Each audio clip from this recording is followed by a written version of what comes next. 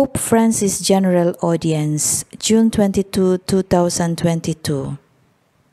From www.vatican.va. Dear brothers and sisters, welcome and good morning. In our catechetical journey of old age, today we meditate on the dialogue between the risen Jesus and Peter at the end of John's Gospel. It is a moving dialogue from which shines all the love of Jesus for his disciples and also the sublime humanity of his relationship with them, in particular with Peter. A tender relationship, but not melancholic. Direct, strong, free, and open. A relationship between men and in truth. Thus, John's Gospel, so spiritual, so lofty, closes with its poignant request and offer of love between Jesus and Peter, which is intertwined quite naturally with a discussion between them.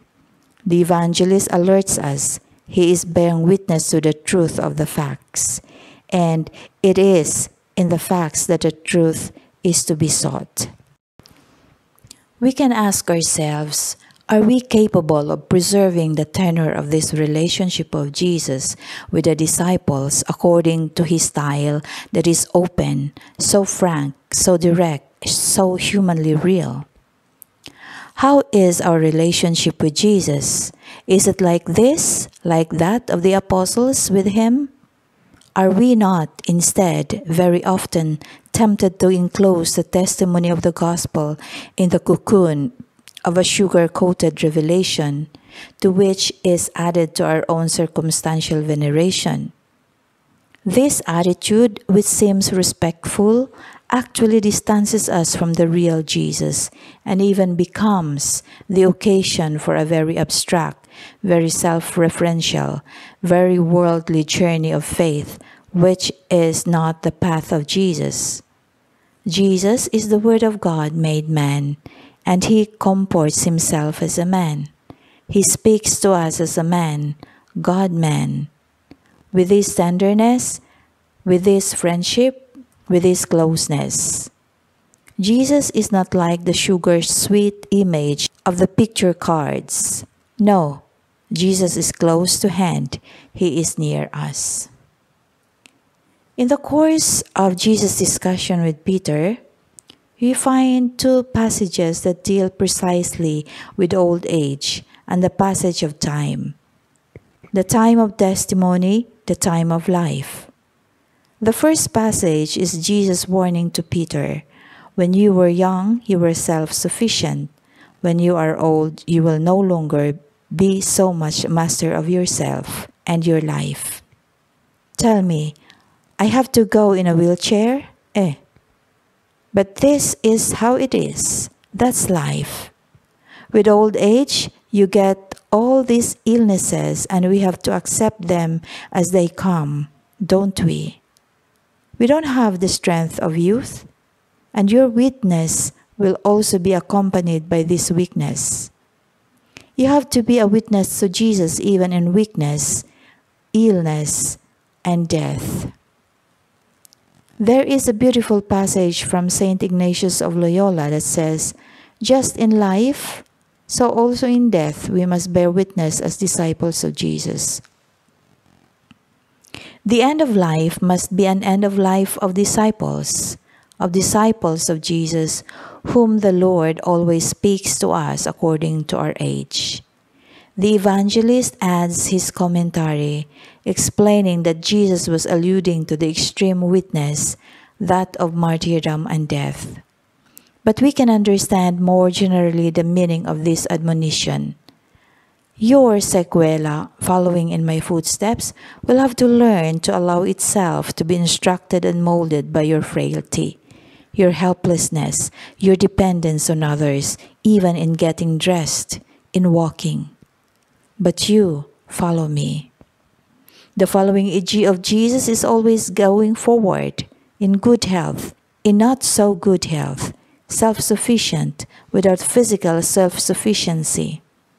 But the following of Jesus is important, to follow Jesus always on your feet, running, going slowly in a wheelchair, but always following Him. The wisdom of the following of Jesus must find the way to abide in its profession of faith. Thus Peter responds, "Lord, you know that I love you, even in the limited conditions of weakness and old age." I like talking to the elderly, looking into their eyes. They have those bright eyes, those eyes that speaks to you more than words, the witness of life. And this is beautiful. We must preserve it until the end. Thus to follow Jesus, full of life. This conversation between Jesus and Peter contains a valuable teaching for all disciples, for all of us believers, and also for all the elderly. From our frailty, we'll learn to express the consistency of our witness of life in the conditions of a life largely entrusted to others, largely dependent on the initiative of others. With sickness, with old age, dependence grows, and we are no longer as self-dependent as before. This grows, and these too faith matures. There too Jesus is with us. There too that richness of the life, there too that richness of the faith well lived on the road of life springs forth.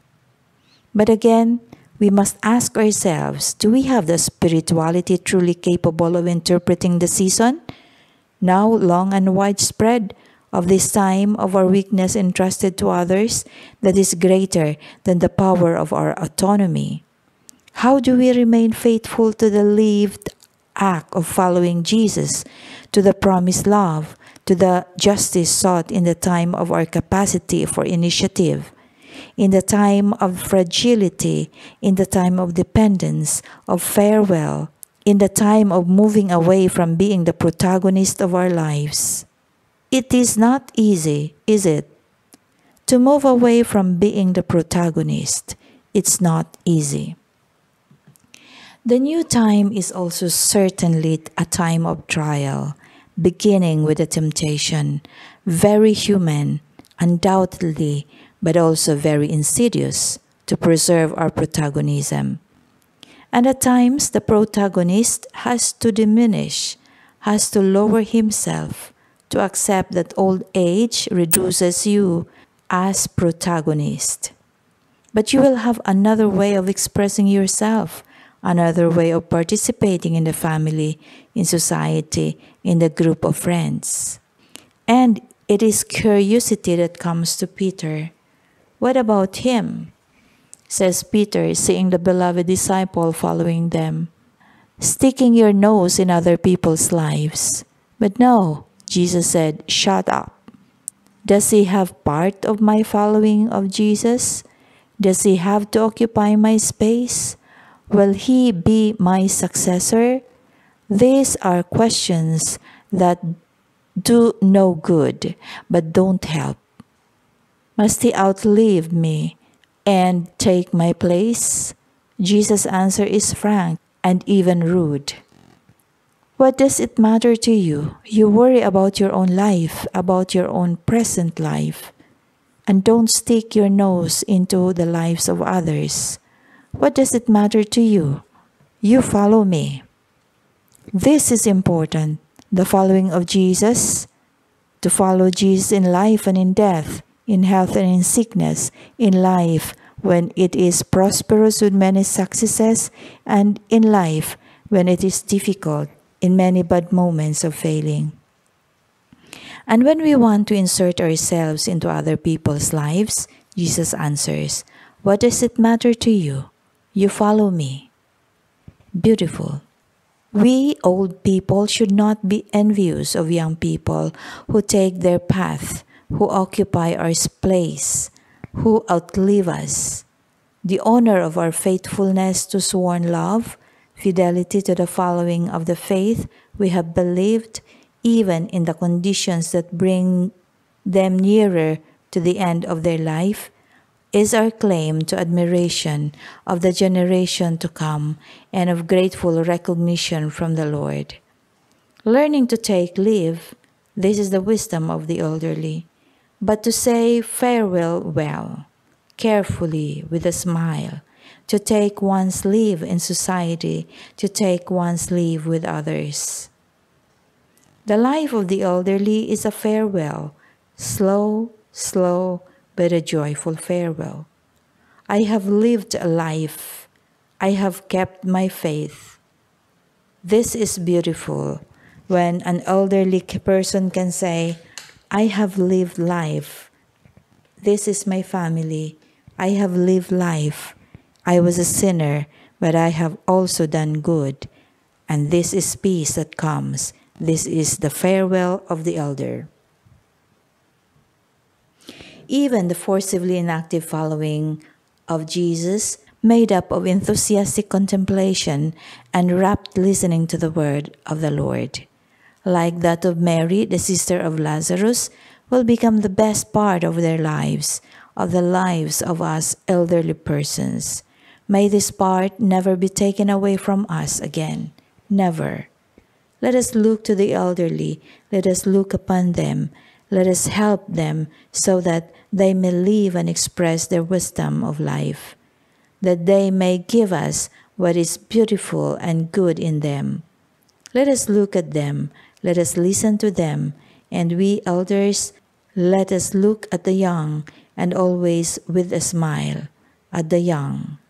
They will follow the path they will carry forward, but we have sown even what we have not sown, because we have not had the courage or opportunity. They will carry it forward, but always this relationship.